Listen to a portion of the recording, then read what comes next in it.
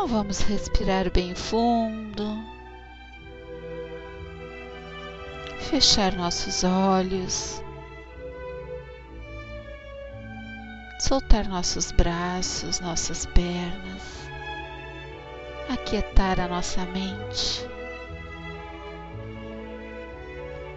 em um só pensamento de amor, de bondade. Nós possamos dar início na sala Unidos pela Doutrina Espírita às nossas atividades, nosso Evangelho no lar que tanto precisamos para nos fortalecer e os nossos bons amigos possam adentrar em nossos lares.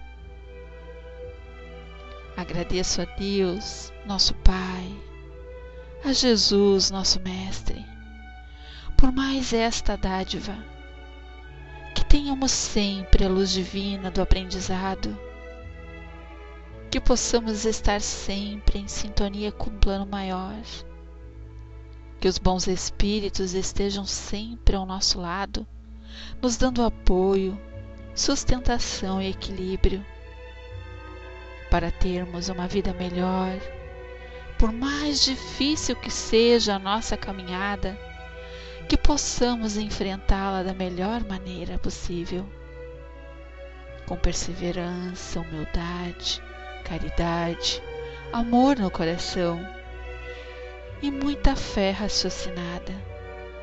E os ensinamentos de hoje nos sirvam de lição para o nosso progresso espiritual.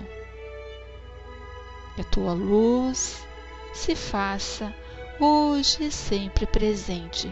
Que assim seja, graças a Deus. Nossa mensagem de hoje, do nosso livro Lições para o Alto Amor, de Vanderlei Oliveira, capítulo 38, Amor ao Próximo. E o segundo semelhante a este é: amarás o teu próximo como a ti mesmo. Mateus 22, versículo 39. Somente aprendendo a estar bem consigo mesmo, você conseguirá ser luminosa oferenda para aqueles que permeiam o seu caminho de aprendizado.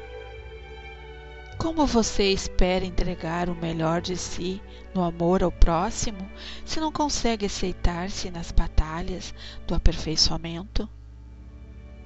Como tecer o manto luminoso da amizade com os outros, sem que aprenda a cuidar com desvelo e afeto de suas próprias carências e dores? Incursione por sua intimidade. Procure compreender os escaninhos de suas inclinações sem recriminações e culpas. Olhe para si mesmo. Dê-se o tempo necessário para as correções. Aprimore sua alma com afeto e paciência. Qual artifício enche o bloco de pedra bruta, do qual retira a estátua que embelezará os olhares da humanidade. Deus que te criou rege a natureza desta forma. Por que adotar a intransigência para consigo mesmo? Você não é mais sublime, obra do Pai? Ame o seu próximo como a si mesmo. Então essa é a nossa mensagem. Amar o próximo. Que a gente tem falado tanto sobre isso, né? Amar as pessoas, principalmente como elas são, sem esperar nada em troca. Sem olhar e questionar e condenar e exigir alguma coisa delas, porque eu acho que em primeiro lugar somos nós que temos que ter atitude com a nossa transformação, e a nossa própria transformação vai conquistá-las pouco a pouco. Todos foram criados por um Pai maravilhoso, e Ele, com a sua paciência infinita, sabe o tempo certo de cada um. Mas nós não podemos desistir jamais. É acreditar, agir, termos gratidão, entrarmos em oração, buscarmos a felicidade, ter Deus na nossa essência, termos aceitação, né? Temos o afeto, disciplina, paz, razão, temos auto-perdão, fé, progresso.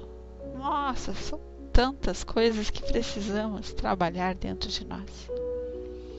E nada melhor do que o nosso irmão Márcio, que vai nos trazer hoje o nosso Evangelho capítulo 3.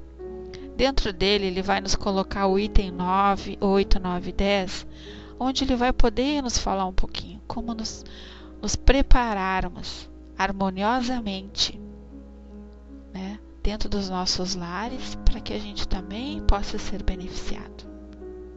Eu desejo a cada um de vocês aqui presente, não só nós encarnados, mas os nossos irmãos desencarnados, muita paz e muita luz. Contigo, irmão Márcio.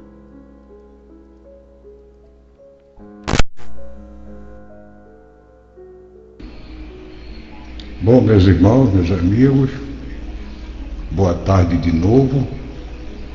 E como falou a Rua Estrela, nós vamos dar prosseguimento hoje ao nosso capítulo 3 do Evangelho segundo o Espiritismo, cujo título é Há Muitas Moradas na Casa do Pai.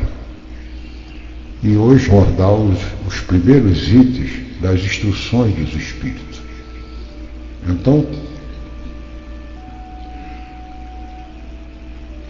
vamos fazer esses comentários, como é não? Porque, na realidade, é uma espécie de sinopse para os demais itens que se seguem depois, e que os irmãos, nossos irmãos depois vão complementar.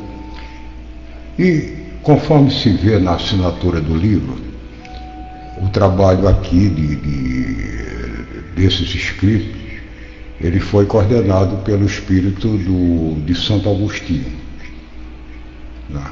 E observando que esses textos expõem considerações de ordem material como consequência da condição moral, ou seja, o avanço espiritual dos seres que vivem nos diversos mundos, seria interessante recordar um pouco daquilo que nós sabemos hoje sobre o histórico do aspecto físico do mundo, mas baseado no conhecimento que nós temos aqui a respeito até do nosso próprio planeta.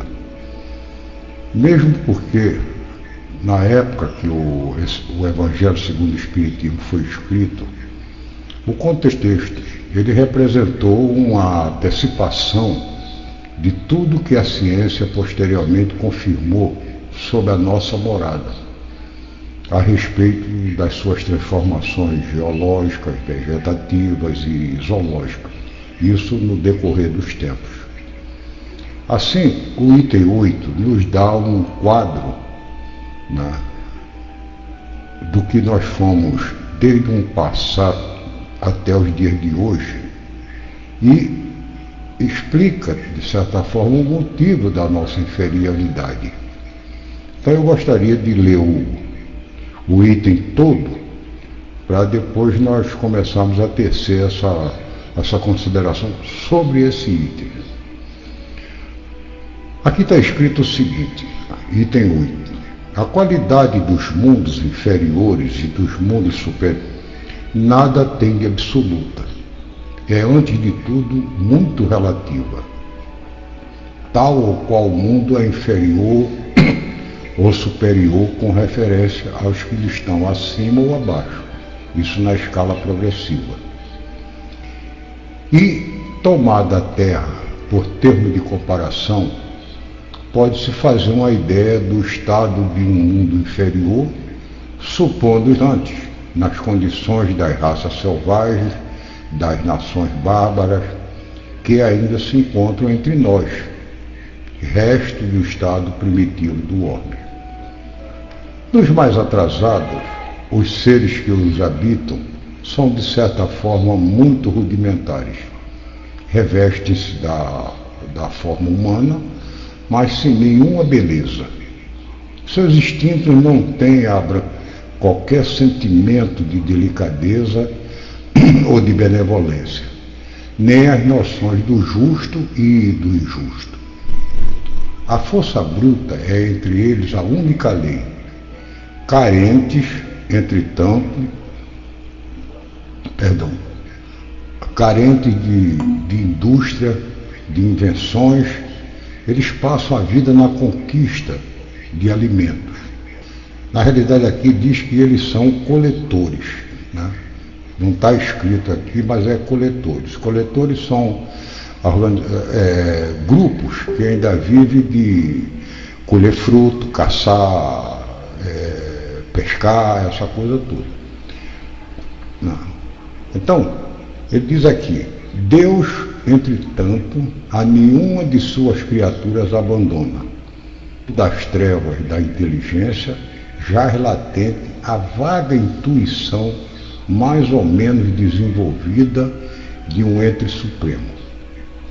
Esse instinto basta para torná-los superiores uns aos outros e para lhe preparar a ascensão a uma vida mais completa, porquanto eles não são seres degradados, mas na verdade crianças que estão a crescer.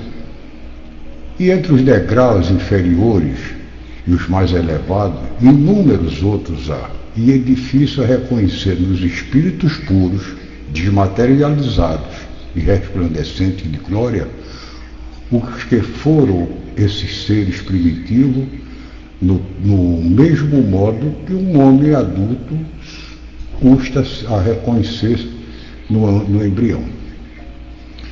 Bem, vamos fazer o seguinte, eu vou repetir aqui uma parte desse trecho final, para chamar a atenção para um detalhe. Ele diz aqui, no fundo das trevas da inteligência, jaz latente a vaga intuição mais ou menos desenvolvida de um ente supremo. Esse instinto basta para torná-los superiores uns aos outros e para lhes preparar uma ascensão à vida mais completa. É claro que essa conversa se refere, de certa forma, aos primeiros habitantes humanos da Terra, homem da caverna, o início das populações tribais, cuja consciência já estava se desenvolvendo de modo a começar a aceitar o conceito de fé, né? Então, considerando que a fé é definida como ela é definida atualmente, é uma relação intuitiva entre o homem e a divindade. E nós temos referenciais que apoiam esse conceito. Se vocês puderem ver, dar uma olhada na questão 651 do nosso Livro dos Espíritos, que lá reza o seguinte, essa resposta é do irmão feita por Allan Kardec, se havia povos ateus. Então a resposta dele aqui é o seguinte, não, nunca houve povos ateus. Todos compreendem que acima de tudo há um ente supremo. Agora, meus amigos, vamos iniciar os comentários sobre esse assunto fazendo uma comparação com uma espécie de escola.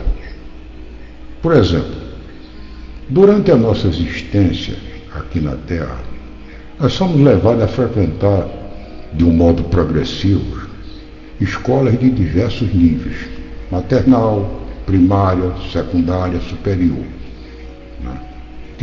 Nós passamos por diversos níveis dentro de cada escola, onde somos levados a fazer treinamento de tudo que aprendemos para dar uma aplicação prática dos conhecimentos adquiridos. E se observarmos bem, inclusive de acordo com o que ensina a nossa doutrina, nós podemos perceber que nós não fazemos outra coisa senão isso, como espírito, encarnados ou não. E existem certos referenciais que alicerciam esse entendimento. Eu vou dar um exemplo aqui. O escritor Ângelo Guarodi, é espanhol esse cara, ele diz no seu livro, cujo título é Grandes e Pequenos Problemas, ele diz o seguinte: toda obra da evolução reduz-se em desenvolver o amor nos indivíduos. E como não há de ser assim se Deus é todo amor? E estando todo amor contido nele, forçosamente todos os seres que nele têm sua origem devem desenvolver esse amor em si. Não pode ser de outra forma. Bom, tudo bem, vocês podem estar se perguntando, considerando que a obra da criação se resume a dois elementos, o espírito e a matéria, e aqui nós vamos considerar o fluido vital, que é matéria quintessenciada, né? Se lembrar que no processo de encarnação, na encarnação, nós temos o quê? O fluido vital, a matéria constituindo o fluido vital e a essência divina. É só dar uma olhada lá na questão 64 do Livro dos Espíritos. Então, a pergunta seria o seguinte: qual o conceito de amor que pode se atribuir à matéria? Nós podemos considerar uma resposta que é encontrada no livro O Homem Novo, do Herculano Pires, onde ele diz o seguinte, isso é título de um dos artigos dele aí: pela e a caridade, Deus governa astros e homens. É uma informação um tanto metafórica, gente, mas correta, porque a matéria é energia concentrada pela gravidade de tal modo que mantém a harmonia entre os elementos do plano físico, de modo a permitir que o processo evolutivo do princípio inteligente do universo, né, que na realidade é a essência do nosso espírito, sob a forma da mônada que nós já conversamos aqui, se transforme ao longo do tempo em um espírito puro. A mônada, como nós já sabemos, são as células, ou seja, unidades estruturais e funcionais dos organismos vivos complexos, né? No caso dos grandes animais, inclusive nós. Sendo assim, é composta de matéria densa, fluido vital e do espírito, na forma, digamos, de uma porção do princípio inteligente do universo. Então tudo se concatena dessa maneira. Isso significa que qualquer estrutura completa dos vegetais, dos animais, inclusive os humanos, que são pluricelulares, são também um universo de seres unicelulares ensaiando para a vida e contribuindo assim para a nossa existência no plano físico. Eu queria lembrar uma coisa aqui. Esse é um assunto que, inclusive, eu gostaria de lembrar porque se chama Tese das Relações de Rede. Um naturalista austríaco chamado Fritjof Capra. Eu estou relembrando isso porque foi mencionado aqui até pela dona Rua Estrela, quando ela fazia a leitura e comentários do livro Filosofia da Convivência. Quem tiver esquecido, é logo no primeiro capítulo. E na sua tese, Fritjof mostra que as células, e principalmente células-tronco, formam um conjunto de seres que basicamente são dotados de inteligência não racional, porém. Não existe racionalidade. Eles vivem simplesmente dos instintos e de sua capacidade sensorial de sentir a presença dos outros. Porém, eles têm necessidade fisiológica dos seres complexos, inclusive seres humanos. A satisfação dessa necessidade fisiológica dessas células garante a existência física dos corpos onde elas se localizam. É simples assim. Agora, com essa conversa sobre biologia aqui, observe que parte do texto do 28 diz o seguinte: tomada a Terra por termo de comparação, né, pode-se fazer uma ideia do estado do mundo inferior, supondo seus habitantes, né, nas condições de raça selvagem ou nações bárbaras, que ainda entre nós se encontram o estado primitivo do nosso homem. Olha, um fator que nós precisamos considerar é que no momento, veja bem, em que o primeiro ser humano, né, completo encarnou aqui na Terra, nós demos o primeiro passo, né, na direção da transição de mundo primitivo para mundo de provas espíritas. Por quê? Porque o espírito que animou esse corpo já estava num estado consciencial igual a qualquer um de nós. E a capacidade também, tendo a capacidade também de usar a razão, ou seja, a lógica e racionalidade. Mesmo sendo simples e ignorante, ele já trazia o instinto gregário na sua natureza. O instinto gregário é o instinto de obediência à lei social, né, herdado dos seus ancestrais, né, na condição animal ainda, mas dos seus ancestrais da espécie anterior. Isso é a evolução, digamos, do ponto físico deles. Só que o seu aparecimento aqui na Terra, de certa forma, né, é de certa forma recente, pois os primeiros espécimes datam de 100 mil anos atrás. Assim nós podemos considerar que o nosso planeta já está em estágio final de planeta de provas e expiações. É preciso que vocês façam a conta desse planeta com 4 bilhões e 500 milhões de anos. O nosso aparecimento como ser humano aqui, né, de 100 mil anos atrás, é uma espécie de instante final.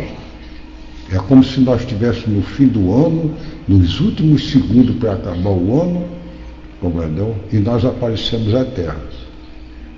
Até a nossa evolução, né, como seres humanos, tem sido relativamente rápida, né? Então, é como eu disse, ele já está no estágio final de planetas de provas e expiação. Agora, como é que nós podemos saber que estamos iniciando, por exemplo, uma era de regeneração? Né? O livro da Gênesis aqui, o último capítulo, que é o capítulo 18 do livro, né? Sinais dos Tempos. O Dr. Barry afirma isso claramente quando ele diz o seguinte: a humanidade terrestre, tendo chegado a um desses períodos de crescimento, está em cheio há quase um século, trabalho de sua transformação, pelo que a vemos agitar-se em todos os lados, presa de uma espécie de febre, como que impelida por força invisível. Assim continuará até que se haja outra vez estabilizados em novas bases. Quem a observar, então, achá-la muito mudada nos seus costumes, no seu caráter, leis, nas suas crenças, e uma palavra, em todo o seu estado social. E assina Dr. Barry. Né? Só que nós temos que fazer uma observação. O Dr. Barry escreveu esse texto na metade do século XIX. Portanto, quando ele diz há quase um século, significa que o início da nossa transição começou em meados do século XVIII. Portanto, É ingenuidade, não? Acreditar que as mudanças, principalmente as de ordem moral, elas se completem agora no início do terceiro milênio, sob pena de haver um processo de retroação profunda, evolução. Eu estou falando essas coisas porque a gente tem visto hoje em dia uma série de, eu não digo bem heresia, mas de compreensão meio estranha a respeito da nossa ida para o mundo de regeneração. Eu já vi situações aqui onde se fala até que Jesus deu uma moratória até 2009. Como é não? Gente, não funciona assim.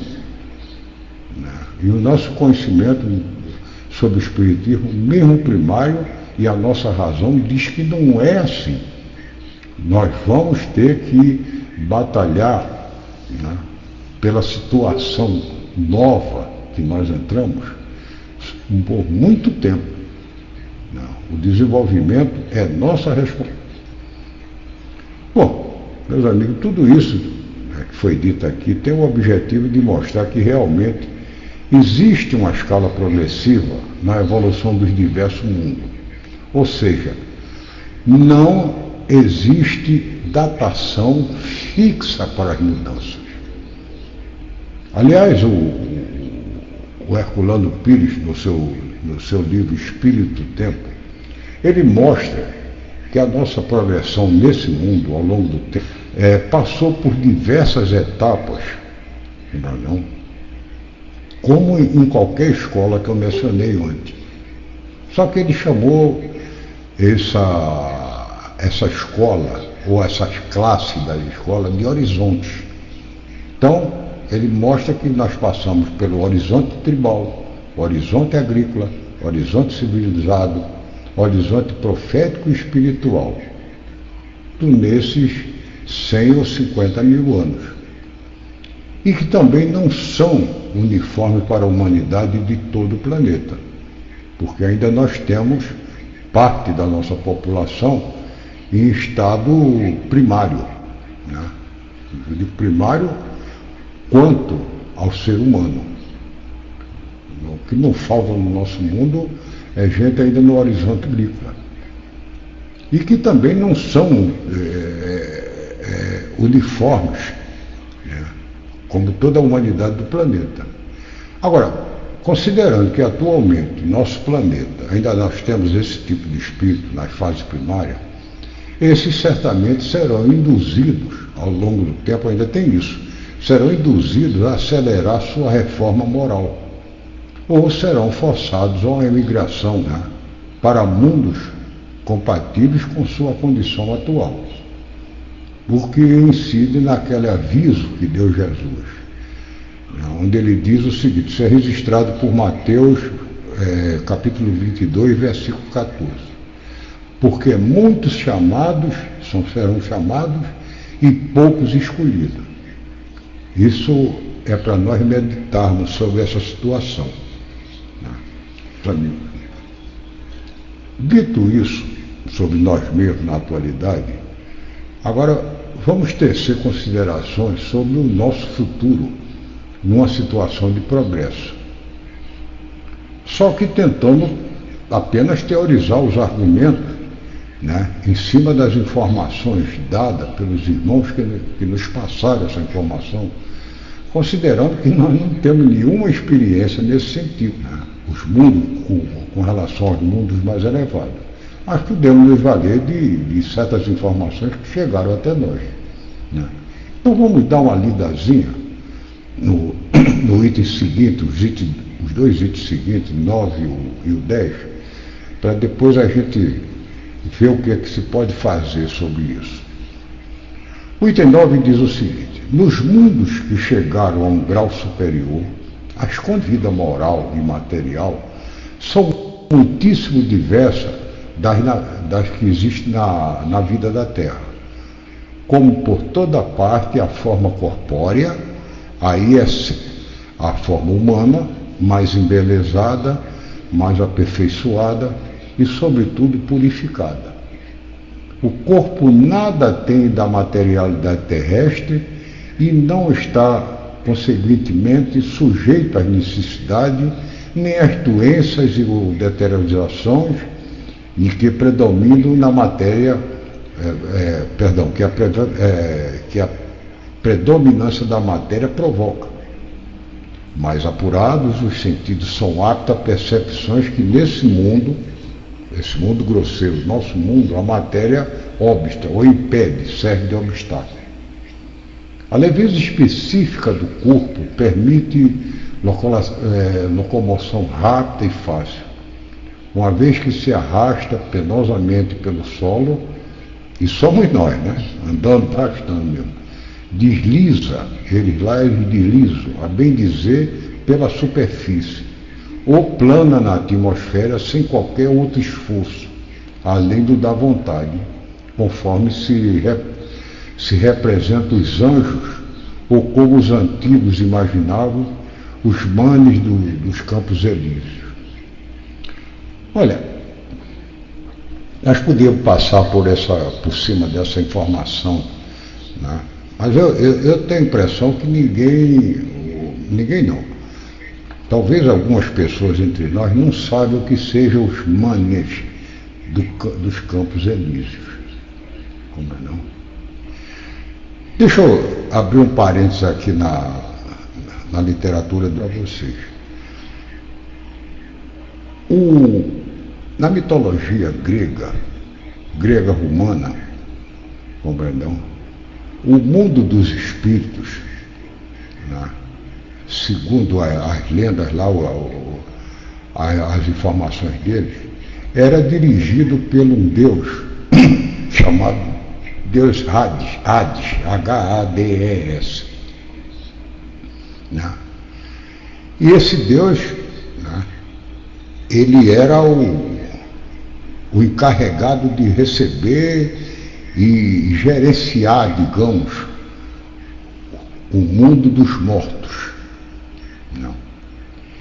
Então, em princípio, ele lá no mundo dos mortos, ele tinha duas áreas, uma chamada o Tártaro e outra chamada os Campos Elíseos. O Tártaro era para eles lá o que é o nosso umbral. E os Campos Elíseos, o reino dos céus. Né?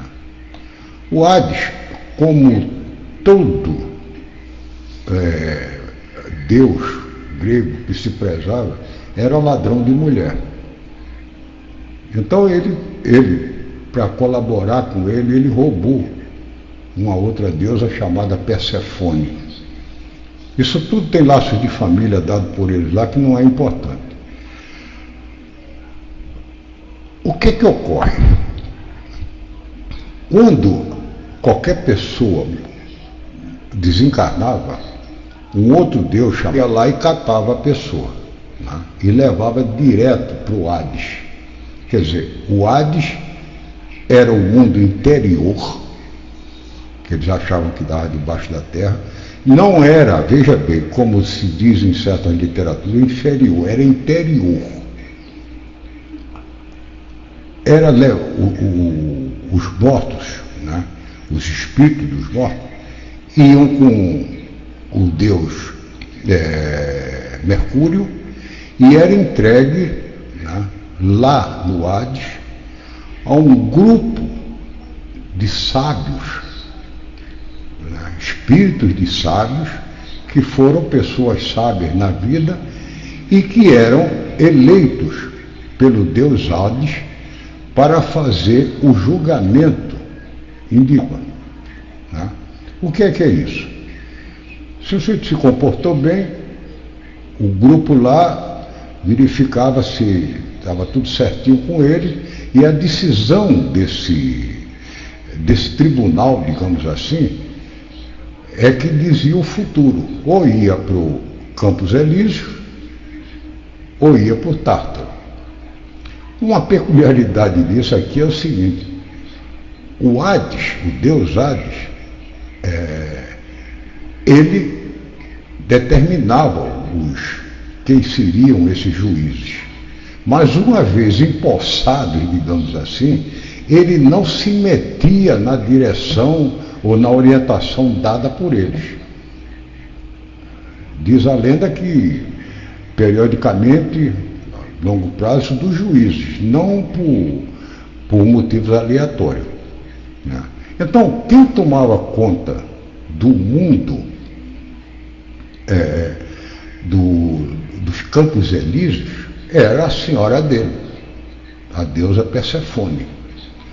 E lá, ou em qualquer outro lugar, né, tanto no Tártaro, o sujeito passava 1000 anos aprendendo, sei lá, sofrendo e tal, mas depois de 1000 anos voltava para uma nova prova da materialidade. Por que eu estou dizendo isso para vocês? Jesus, naqueles itens, né, onde ele fala sofrer doentes no inferno, né, nas Bíblias como é que se chama o nome da Bíblia?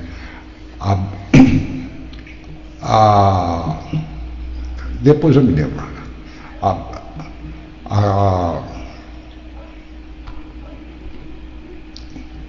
Bom, a Bíblia era a Septuaginta, né, que deu informações, a Bíblia latina, escrita em latina, que deu começo a todas as leituras das outras Bíblias, inclusive a Bíblia de João de Almeida, o português João de Almeida, compreendão, falava em Hades. Jesus se referia, compreendão, ao mundo dos mortos como Hades, né? Pelos internos de Tártaro, o Campos Elíseos.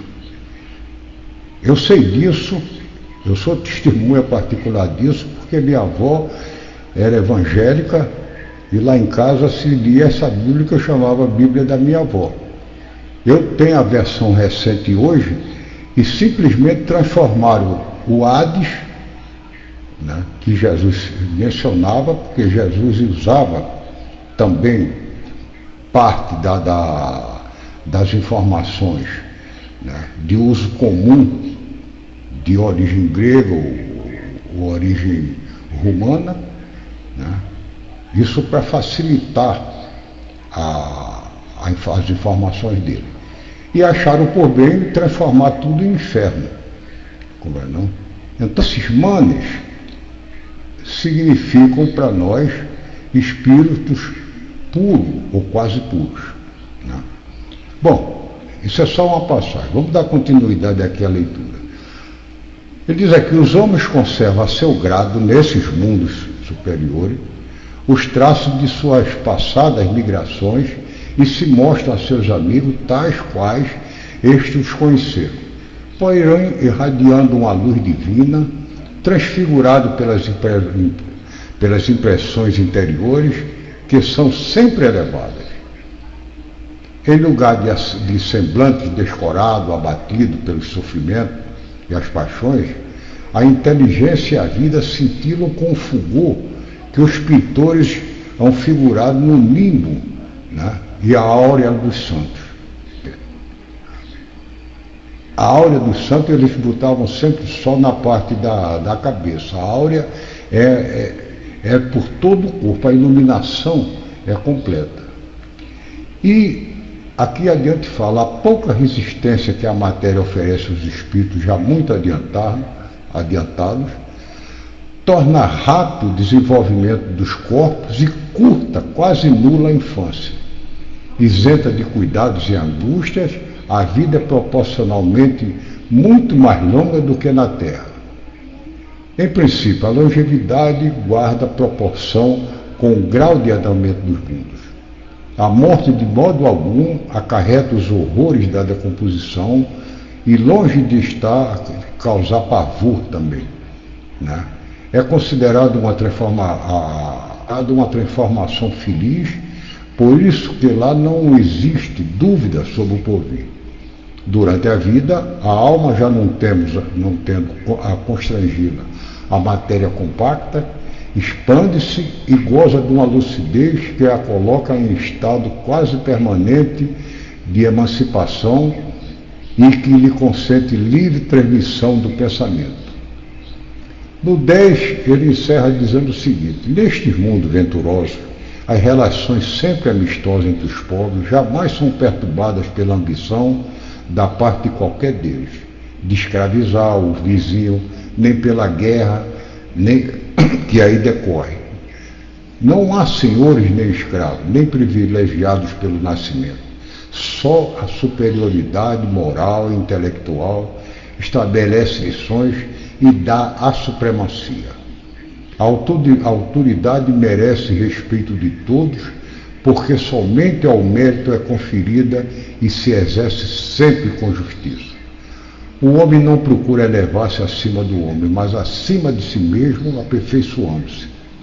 Seu objetivo é galgar a categoria dos espíritos puros, não lhe constituindo um tormento isso, mas um desejo, porém, uma ambição nobre que o induz a estudar com ardor para igualá-los.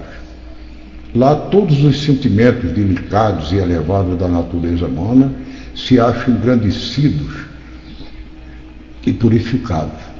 Desconhece-se os ódios, os mesquinhos ciúmes, as baixas cobiças da inveja, um laço de amor e frater aos outros, todos ajudando o mais forte, sempre os mais fortes ajudando os mais fracos.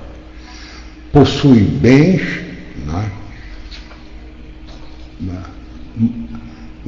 assim, em maior ou menor quantidade, conforme os tem adquirido, mais ou menos por meio da inteligência. Ninguém toda a vida sofre por lhe faltar o necessário, uma vez que ninguém se acha em expiação. Numa palavra, o mal nesse mundo não existe.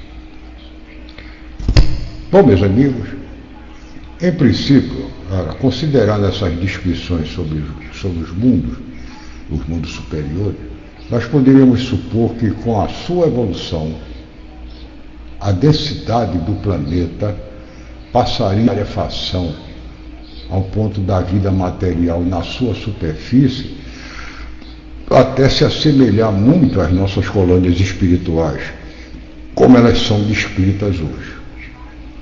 Veja bem, uma breve leitura de livros como O Nosso Lar, do irmão André Luiz, ou o livro Violetas na Janela, da irmã Patrícia Berlini, pode nos dar a ideia de como seria isso. No entretanto, no livro dos Espíritos, da segunda parte, o capítulo 4, fala de pluralidade das existências, nos apresenta uma realidade um pouco diferente e que ainda é motivo até de discussões, mas a gente pode conceber, pelos testemunhos que nós temos, que é mais ou menos assim, só falta a nossa intenção de entendimento. Na questão 188 do Livro dos Espíritos, tem uma nota registrada por Kardec sobre o grau de evolução, por exemplo, dos planetas do nosso sistema solar. Lá ele não menciona a origem, quer dizer, qual o espírito, o irmão, que passou isso para ele. Mas está escrito o seguinte: segundo os espíritos, todos os mundos que compõem o nosso sistema solar, o sistema planetário, a Terra é um dos habitantes menos adiantados, física e moralmente.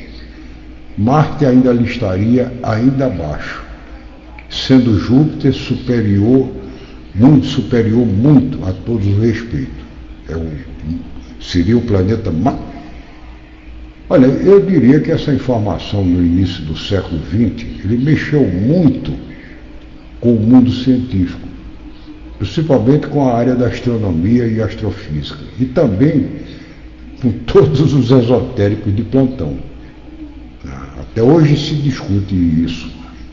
Porque nessa época não existia instrumentação confiável para interpretar as informações visuais obtida pelos telescópios antigos. Então começaram a aparecer verdadeiras assombrações, eu diria assim. Um exemplo disso, por exemplo, foi um cientista italiano chamado Giovanni Schiaparelli, que após olhar o planeta Marte com o telescópio que ele tinha, ele descobriu o canal, que ficou conhecido como os canais de Schiaparelli, né, na superfície de Marte, e que chegou a fazer até um mapa desses canais, que segundo ele era obra humana. Gente, isso desencadeou uma avalanche de obra literária a respeito do planeta que vocês não podem nem pensar, né? Então, uma concepção errônea e ingênua foi supor que, por ter uma atmosfera densa, né, o planeta Vênus, por exemplo, seria um exuberante em sua flora, a ponto dos vegetais terem dimensões gigantescas. Posteriormente, com o desenvolvimento dos instrumentos, de outros recursos de análise, foi possível fazer interpretações mais confiáveis das informações adotadas. Porque a capacidade de percepção visual de todos os nossos sentidos, quando encarnados, só permite ver a estrutura da matéria densa, essa que nós estamos acostumados, né? Faz parte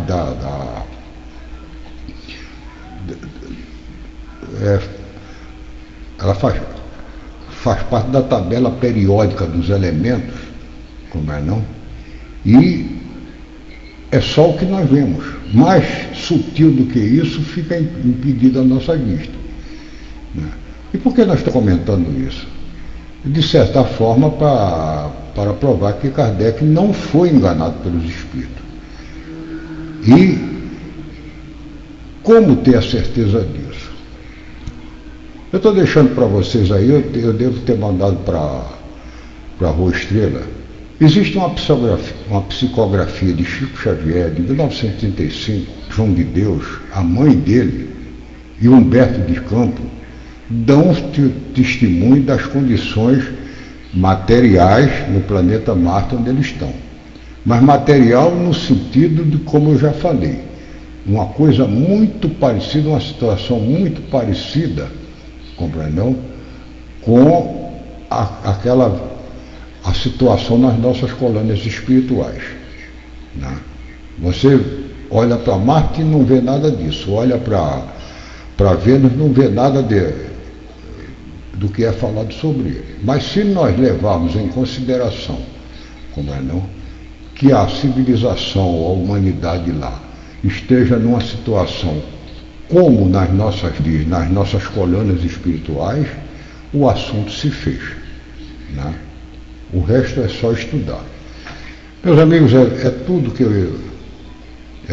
eu tinha para dizer. Peço desculpa pelo meu engasgo. O nome da Bíblia padrão, que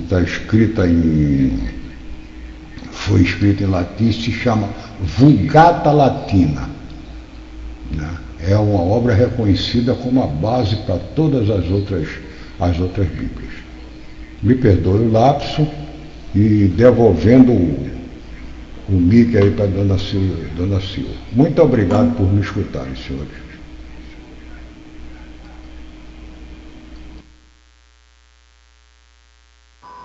Olá, boa tarde a todos, aos que eu não vi ainda, acho que foi o Elcio que eu não cumprimentei, né? E a Lu, sejam bem-vindos. Obrigada, Márcio, pelo lindo estudo. Vamos passar agora para o momento das vibrações, esse momento tão especial, onde vamos vibrar por todos que estão precisando. Senhor Jesus, Mestre amado e querido, que essas vibrações possam chegar ao nosso planeta como uma luzinha piscando, em forma de amor, de paz, de carinho, de consolo, de esperança para dias melhores. Que essas vibrações possam chegar aos hospitais, em cada leito, possam chegar em cada pessoa que está na UTI, em cada pessoa, as mãezinhas que estão nas maternidades, ganharam seus bebês nos dias de hoje. Envolve todos também que estão no laboratório, aguardando o resultado dos seus exames.